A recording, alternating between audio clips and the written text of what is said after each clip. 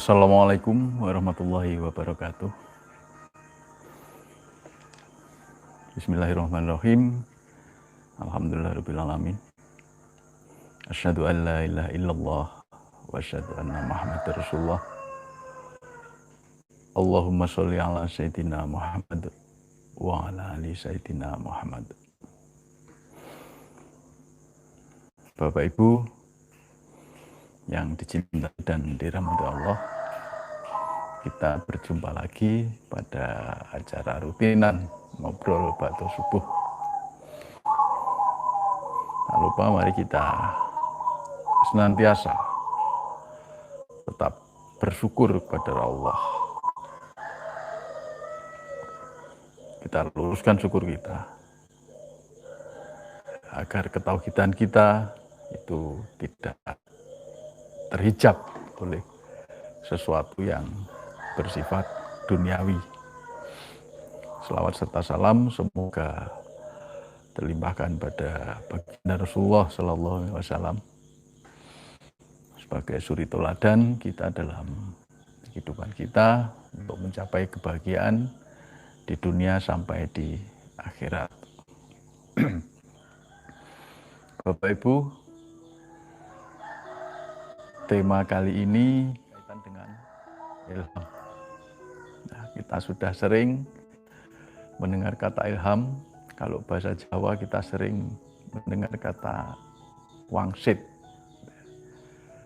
atau apalah ya. Tapi kita fokus pakai istilah yang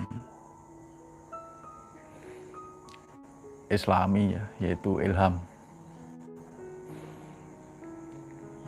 Nah, ilham itu apa sih definisinya? Jadi banyak sekali orang mendefinisikan tentang arti atau makna dari ilham itu. Nah, tapi secara umum bisa dikatakan bahwa ilham itu sesuatu yang mendorong kita untuk melakukan sesuatu atau tidak melakukan sesuatu. Jadi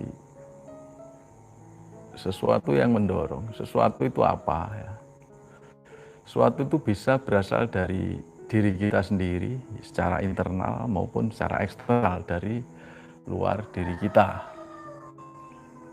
Jadi kalau dari diri kita sendiri itu bisa kita dapatkan melalui aktivitas yang kita lakukan sehari-hari, melalui pengalaman-pengalaman, sampai pada ilham yang sifatnya halus kita terima melalui zikrullah, melalui silatun ke Allah, sehingga kita mendapatkan satu tanda yang merupakan satu petunjuk atau perintah kita untuk melakukan sesuatu.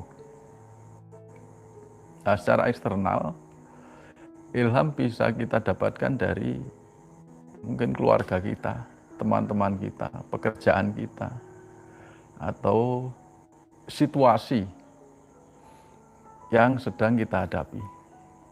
Nah, contoh sekarang masih situasinya beraura COVID-19 ya. Jadi auranya masih aura lockdown.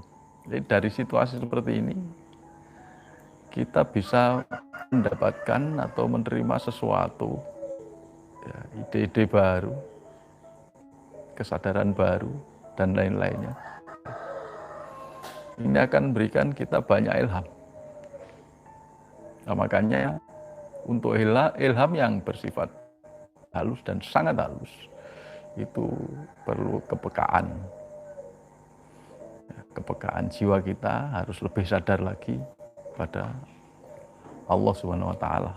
Kesadaran terhadap Allah Subhanahu wa taala itu harus kita tingkatkan.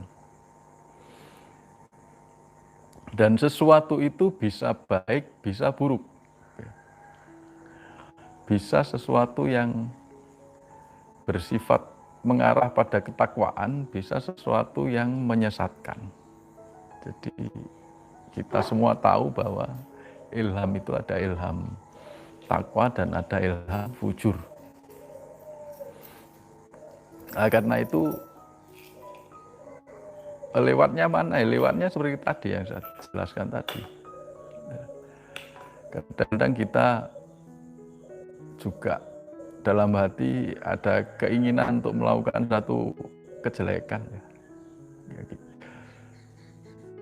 Kita kambing hitamkan saja itu dari setan ya. Setan sebagai kambing hitam. Jadi kita melakukan kejelekan, kita rasanya ada sesuatu yang tidak ada barang yang nggak ada yang nunggu, kita ingin ngambil, kita ingin nipu, kita ingin bermaksiat dan lain-lain. Itu juga dari ilham. Yang asalnya juga dari Allah, tapi lewat banyak hal. Ya. Bisa langsung, bisa tidak langsung. Bisa lewat setan, bisa lewat teman. Ya, karena setan itu manusia dan jin. Teman bisa jadi setan, bahkan diri kita sendiri itu bisa jadi setan. Ego kita yang negatif-negatif itu, apalagi negatif yang ekstrim. Diri kita itu, dalam diri kita itu ada setannya. Maka kita dalam berzikir nafas itu harus istiqomah. Dari zikir nafas itulah kita diberi kekuatan untuk apa? Untuk melakukan ilham-ilham yang bersifat takwa. Dan tidak ada kekuatan untuk melakukan ilham-ilham yang bersifat fujur. Jadi apakah kita yang sadar Allah itu ilhamnya selalu takwa terus? Ya enggak juga. Yang namanya ilham dan tingkat ilham, apalagi cobaan-cobaan itu mengikuti level-level kita. Ya. Semakin tinggi, ilham fujurnya semakin halus. Semakin tinggi, semakin halus, semakin tinggi, semakin halus. Kadang kita sendiri disesatkan juga nggak terasa. Jadi kesesatan yang sudah lama, istilah Jawanya sampai ngintip, itu bisa kita akui sebagai kebenaran. Kita nggak terasa. Seperti yang dikatakan Pak Pur kemarin. Hal yang sudah lama itu sulit dirubah. Lebih mudah kita menerima hal yang baru, tapi paling sulit kita untuk membongkar hal yang lama. Karena apa? Istilah Jawanya, wis kadung ngintip. Itu. Nah itu dari mana datangnya dulu? Dari ilham juga. Maka ada orang Jawa, istilah Jawa bilang, krenteke ati dawuhe Gusti. Nah itu betul. Ya, dawuhe Gusti itu dari Allah. Ya. Ada krentek hati yang jelek, ada krentek hati yang baik. Itu semua dari Allah. Nah maka judul dari ngobrol kali ini saya baca tadi pagi, hati-hati dengan hati nurani. Wow, itu sangat benar sekali. Tapi nanti yang akan mengkupas lebih jauh bukan saya. Nanti akan dikupas lebih jauh, kemudian jenengan bisa tanya-tanya. Kadang-kadang kita terlanjur terdogma oleh wis pokoknya opo jare hati nuranimu, apakah hati nurani itulah yang benar. Kita terdogma seperti itu. Jadi kejujuran ada pada hati nurani. Ya memang kejujuran, tapi kejujuran yang mana? Kita dapat ilham fujur itu juga kejujuran dalam hal kejelekan.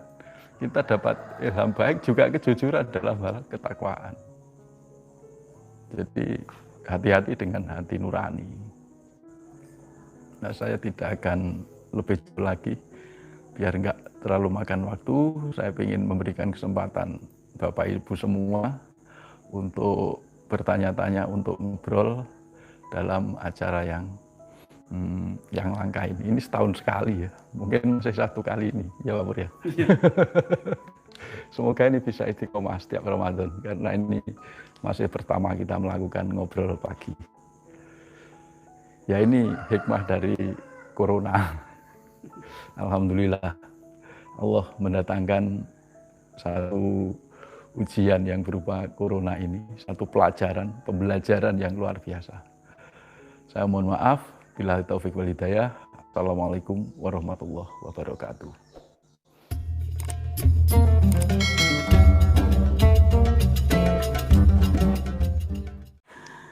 Bismillahirrahmanirrahim. Assalamualaikum warahmatullahi wabarakatuh. Alhamdulillahirabbil alamin. Wassalatu wassalamu ala asrofil anbiya'i wal mursalin wa ala alihi wa sahbihi wa sallim ajmain. Bapak dan Ibu, marilah kita panjatkan puja dan puji syukur kita kehadirat Allah Subhanahu wa taala atas semua pemberian Allah Ta'ala kepada kita. Sholawat dan salam kita sampaikan kepada junjungan kita Nabi besar Muhammad Sallallahu Alaihi Wasallam. Baik, Bapak Ibu, tema kali ini ada kelanjutan dari yang kemarin sebenarnya, tentang siapa sebenarnya diri kita. Karena ada pertanyaan yang kemarin itu yang mungkin belum jelas tentang sejatinya diri kita itu siapa. Ini meskipun ini bukan pelajaran inti ya. Pelajaran intinya jadi kenapa sadar Allah. Tapi banyak pertanyaan dan memang harus dipahami tentang diri kita. Bapak Ibu, tentang diri ini, tentang siapa kita itu banyak versi. Kalau Bapak Ibu mengikuti dzikir nafas, jangan gunakan konsep manusia dari yang lain. Ibaratnya begini, kalau Bapak Ibu itu memiliki mobil dengan bahan bakar solar itu solar ya, maka jangan diisi bensin, rusak, bingung.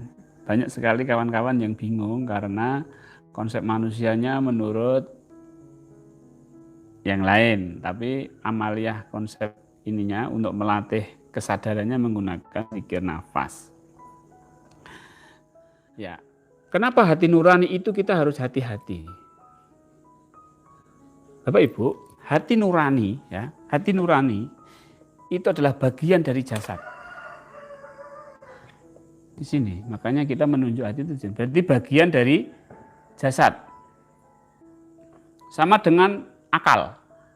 Akal itu bagian dari jasad. Karena apa? Di sini. Menunjuknya itu kepala itu. Hati di sini. Nah, kenapa kita harus hati-hati?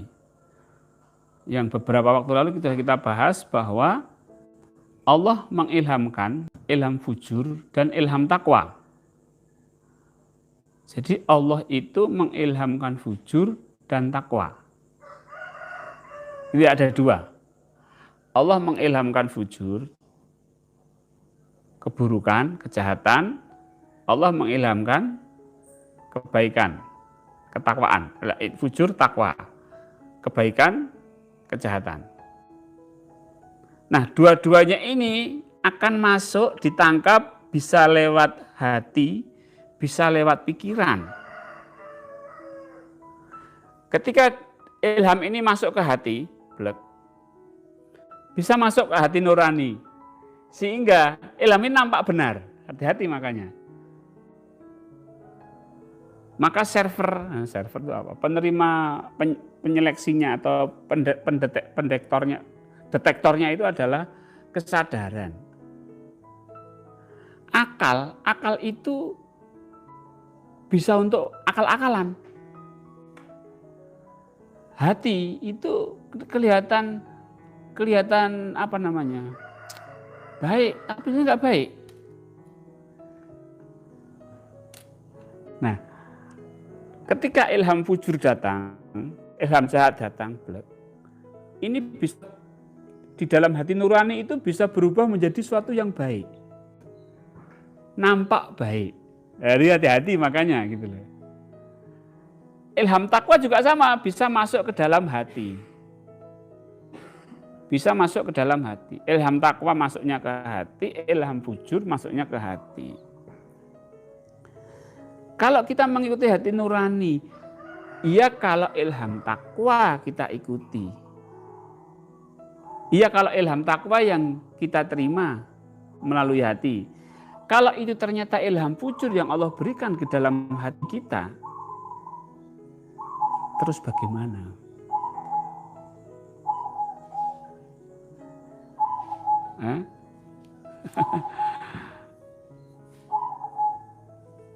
Maka bentuknya adalah sebuah kesadaran. Kesadaran. Ini yang akan menentukan ini fujur atau takwa. Kalau kesadaran tidak dapat menipu. Tapi kalau hati itu hati-hati gitu loh.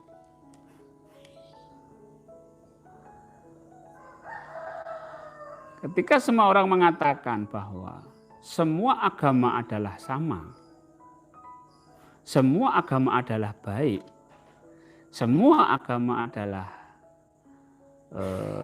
ya semuanya adalah baik, agama semua baik. Ya.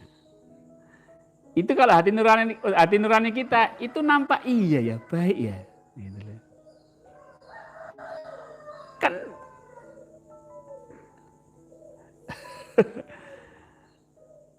hati nurani ini. Contoh, itu masalah agama. Sekarang masalah mendidik anak misalnya. Mendidik anak.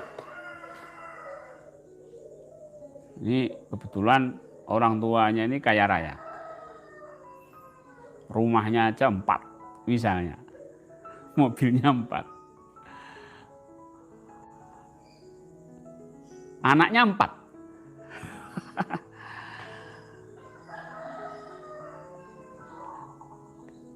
Rasa kasihan, rasa sayang itu bisa muncul dalam bentuk ilham fujur.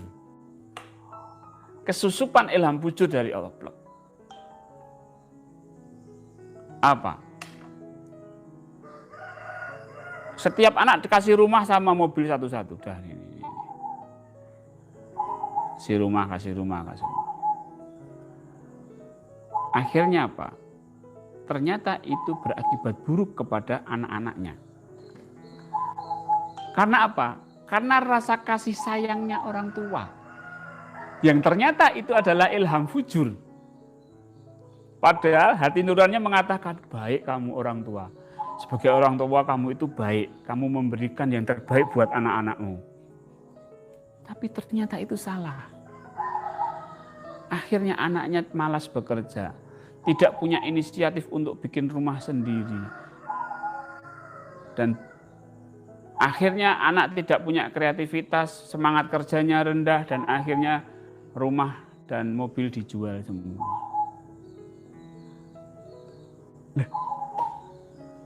Awalnya kan baik, kasih sayang orang tua. Tapi kenapa jadinya begitu? Nah, itu banyak terjadi di dunia pendidikan, di dunia pendidikan anak. Anak yang sudah bisa makan sendiri, anak yang sudah bisa minum sendiri, masih saja orang tua menyuapi. Kenapa? Kasihan. Udah biarin. Kamu kalau mau mendidik anak harus pakai kesadaran. Sadarnya apa? Ini anak harus saya didik agar dia mandiri. Agar dia mampu berdiri di atas kaki sendiri. Ketika dia sudah bisa makan, kamu makan sendiri. Ketika dia sudah bisa tidur sendiri, kamu tidur sendiri. Wah, ini. Kok kamu nggak kasih sayang nih sama anak? Nah, itu hati nuraninya bilang begitu coba. Kok kamu nggak sayang nih sama anak? Hati nuraninya bilang begitu. Jadi hati-hatilah dengan hati nurani. Hati-hatilah dengan kata hati. Bapak Ibu, ini kaitannya dengan iktikaf. Perenungan, kontemplasi, fakur. Kalau tidak pakai kesadaran, bahaya Bapak Ibu. Kalau tidak pakai sadar Allah, bahaya.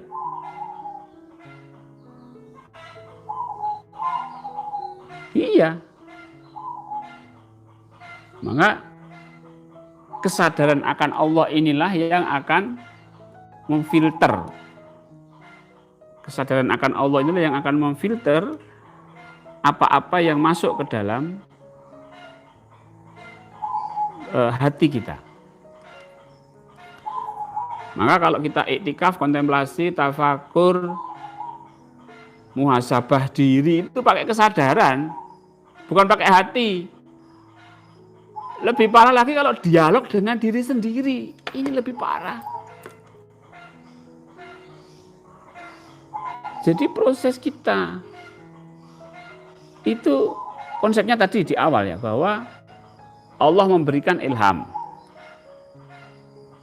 Ya, ilham. Allah memberikan ilham. Bukan bentuknya kita berdiskusi dengan diri kita sendiri, bukan self talk. Nah, meskipun ini beberapa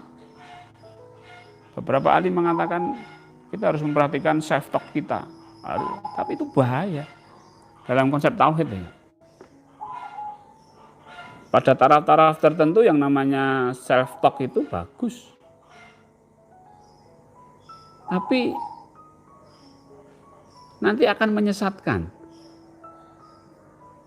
Ketika ego itu masih ada, maka self talk itu bisa ketumpangan ego. Sesuatu yang tidak baik nampak baik. Sesuatu yang tidak baik nampak baik. Bahkan sesuatu yang baik pun nampak tidak baik.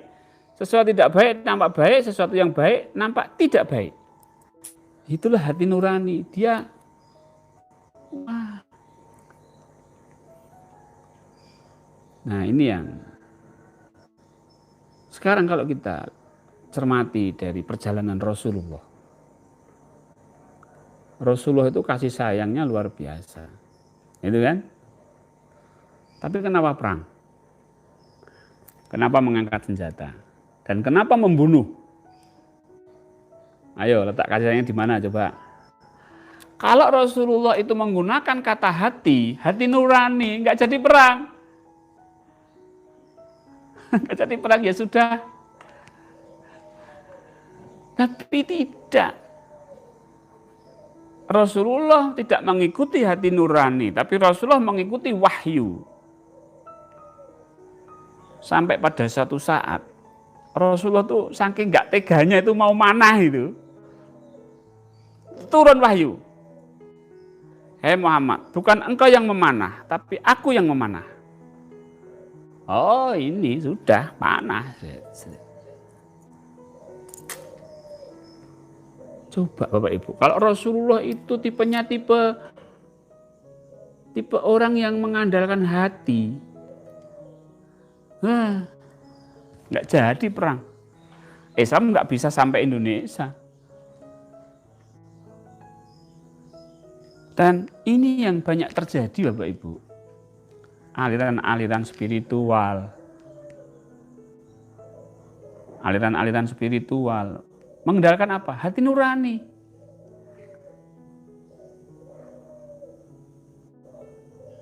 Jadi tidak mengedepankan sebuah konsep bahwa manusia itu harus mengikuti ilham takwa. Tapi yang diikuti adalah hati nurani. Iya nampak baik Bapak Ibu.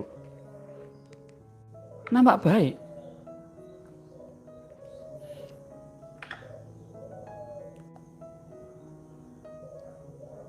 Misalnya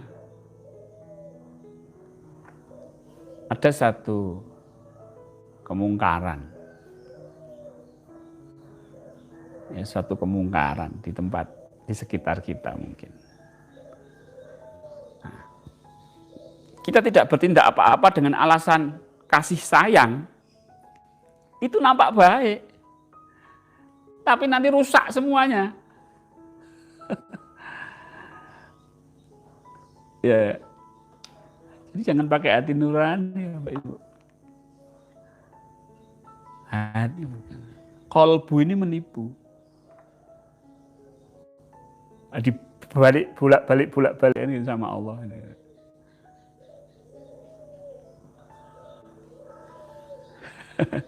Makanya kalau seorang dai mengikuti hati nurani, yang di atas marah. Yang di atas marah. Karena seorang dai itu seharusnya menyampaikan ilham apa yang Allah turunkan kepada dirinya. Bukan mengikuti hati nurani.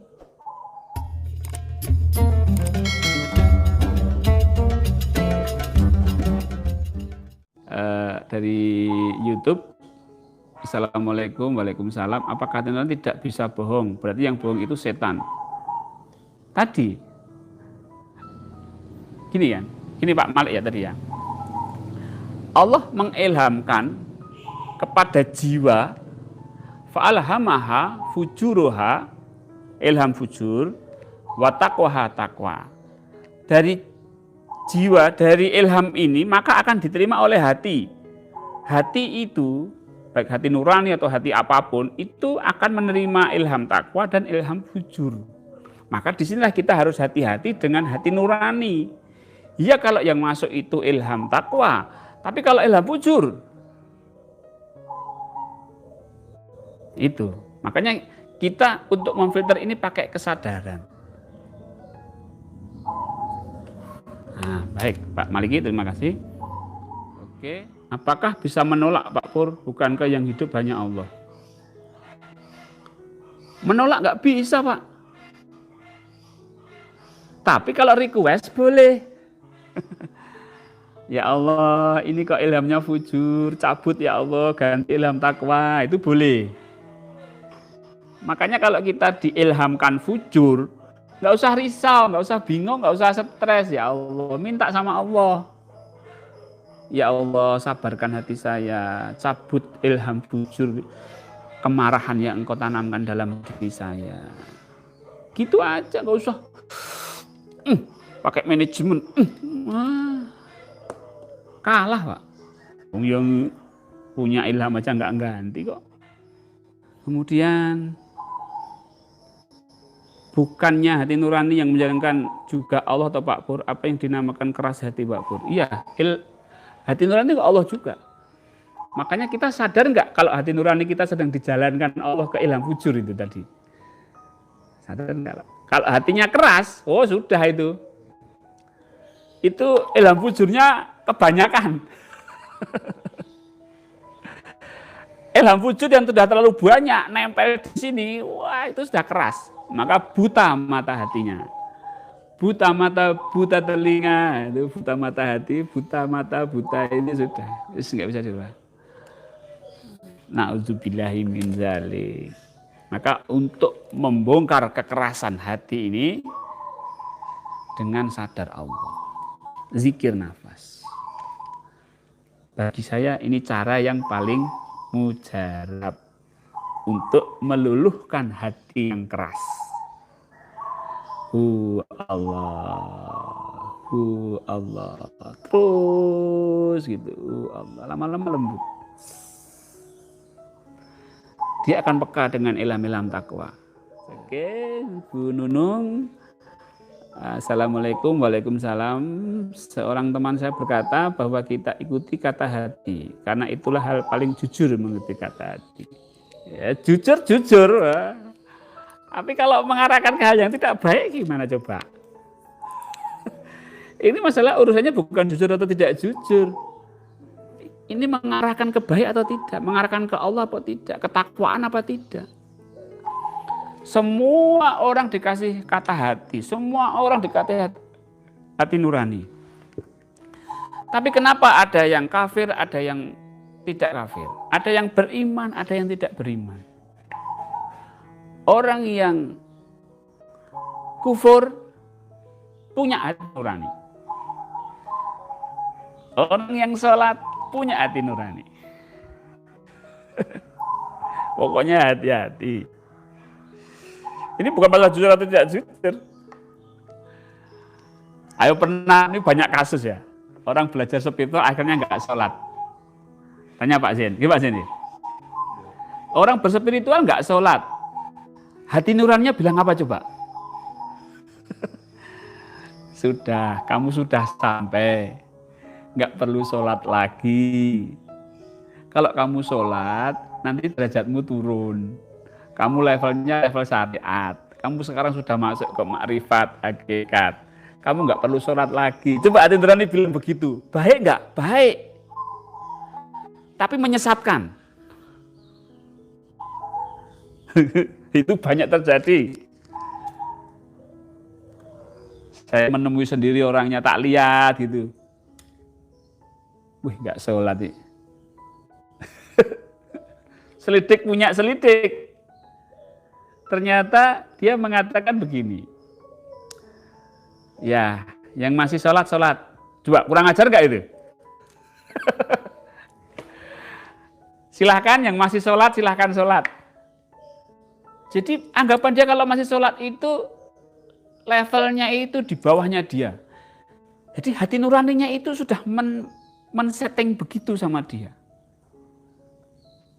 Kelihatannya baik, jujur, tapi menyesatkan. Itu Bapak Ibu. Masih mau mengikuti hati nurani?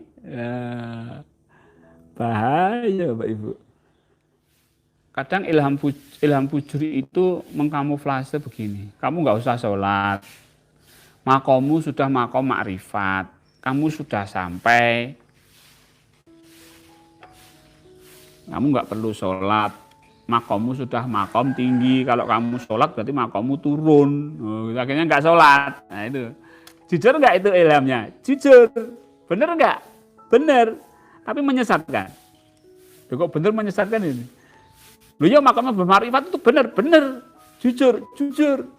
Tapi menyesatkan. Kalau menurut akal-akalan ya bener menurut akalnya dia. Tapi menurut Allah enggak. Baik Bapak Ibu. Makanya kalau belajar tasawuf tuh lihat yang ngajari sholat enggak. Kalau mau belajar makrifat yang ngajar itu sholat enggak. Kalau enggak pergi saja sudah, tinggalin orang-orang seperti itu. Orang sesat diikuti, gimana jadinya nanti? Dan itu banyak terjadi Bapak Ibu. Saya sampaikan seperti ini karena saya tahu pengalaman saya punya kawan ajaran sholat daim, tapi sholat waktu 5 waktu. Sholat daim kok enggak sholat itu gimana?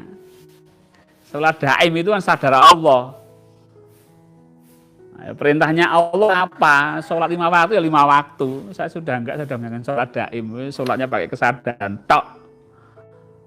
Itu kata hati nurani. Betul-betul tapi menyesatkan. Betul menurut akalnya sendiri.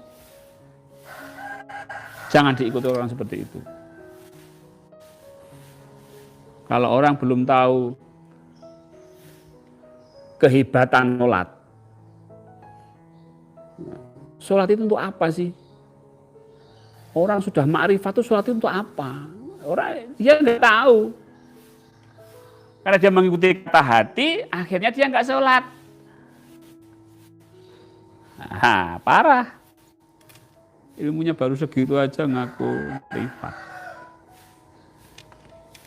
Saya agak keras Bapak Ibu dalam hal ini. Mohon maaf. Saya yang ikut saya yang ini yang kita diskusi bersama, saya harap tetap sholat. Kalau enggak sholat, ya gimana? Ketakwaan kita itu gimana? Kita belajar seperti itu tujuannya untuk bertakwa. Apa ada orang belajar dzikir nafas, setelah belajar dzikir nafas malah enggak sholat? Oh, keluar aja dari dzikir nafas. keluar dari komunitas saya kalau emang nggak sholat. Saya keras dalam hal ini bahwa belajar makrifat, belajar spiritual harus tetap sholat dan menjalankan amanah Allah. Sebagai orang tua, sebagai karyawan, sebagai warga negara. Ya. Ya Ibu, demikian. Mohon maaf jika banyak kesalahan. Saya dan Mbah Zain mohon diri. Billahi taufik wal hidayah. Assalamualaikum warahmatullahi wabarakatuh.